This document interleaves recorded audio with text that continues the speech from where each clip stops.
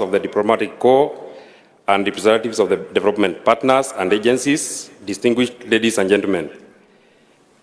I am reading these remarks on behalf of the leader of the majority leader of the Senate, Senator Aaron Cheriot, and I wish to make the following remarks. It gives me great honor and privilege to have been part of the Devolution Conference 2023.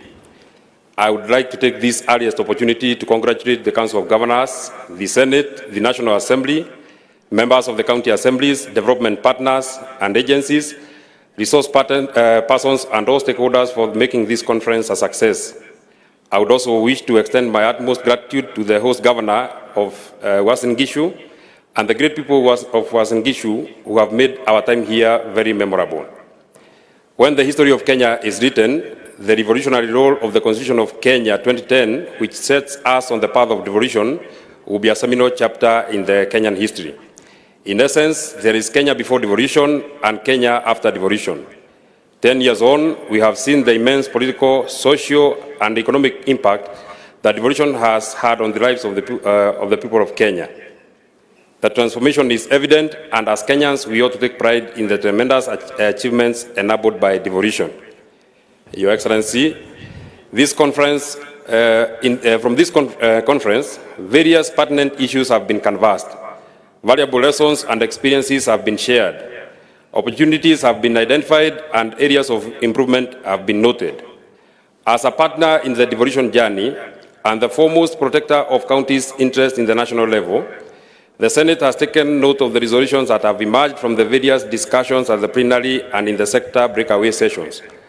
Some of the key issues which would require intervention by the Senate would include: number one, ensuring the equitable allocation to county government is enhanced and dispersed within statutory timelines. Number two, the transfer of all outstanding functions and resources by the national government. Your Excellency, we are very happy that that is not contested. The President has agreed to that, and the Council had agreed to it. Number three is enhancing the financial autonomy of the county assemblies to improve their oversight and accountability, among other proposals, which again is uncontested. Additionally, there were several proposals for legislation which include a framework to enhance county-owned source revenue. One of the proposals in this regard was to encourage counties to leverage on non-traditional revenue resources, among them grain bonds. A review on the legal framework on the public-private partnerships to respond to the needs of the counties. Number three, a framework on performance management in the county public service to improve service delivery. Number four, a framework on funding and execution of shared functions between the two levels of government, among other proposals.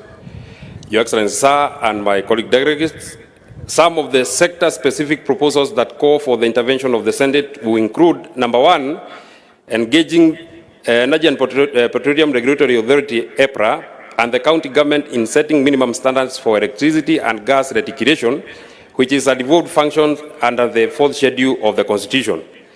Number two is developing a harmonized policy on digitization to facilitate service delivery, digital entrepreneurship, efficiency and effectiveness of the government. Tied to this, it emerged that there is a need to put up a place in the legislative framework to protect critical infrastructure, for example, telecommunication masts and fiber optic cables, which are repeatedly vandalized. Number three is putting in place a legislation to promote the government housing agenda. And finally, harmonization and integration of taxes, licenses, and levies by the county at the county level.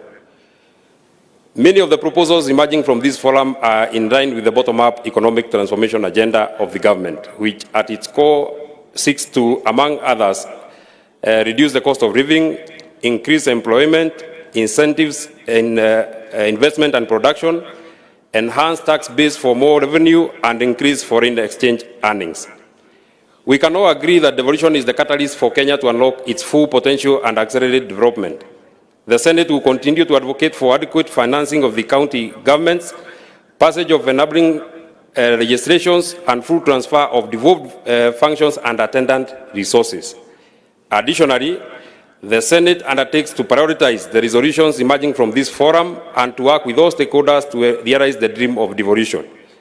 Success of the next phase of devolution will be majorly dependent on the good governance structures. The Senate will continue to exercise its oversight role over funds allocated to counties to ensure that the objects of devolution espoused in the Article 74 of the Constitution are met. Your Excellency, sir, in conclusion, I urge all Kenyans and the media to be patriotic and emulate the U.S. Ambassador to Kenya, Meg Whitman, in speaking good about our country. Kenya is our home. Kenya is our home. Do not get distracted by those who condemn the friends of Kenya. Do not keep quiet. Do not shut up. Stand up for Kenya. Stand up for your motherland. Kenya is on the move. With those very few remarks, Your Excellency, I thank you very much.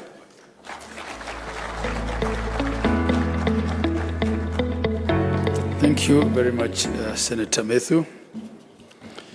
Your Excellency, next I'll call upon His Excellency Governor Stephen Sang, Governor of Nandi County, and the Whip of the Council of Governors to give a vote of thanks.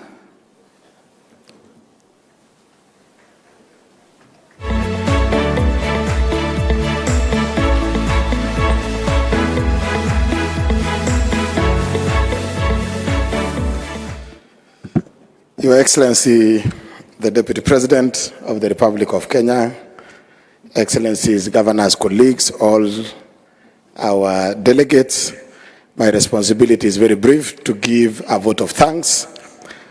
First, I take this opportunity on behalf of the Council of Governors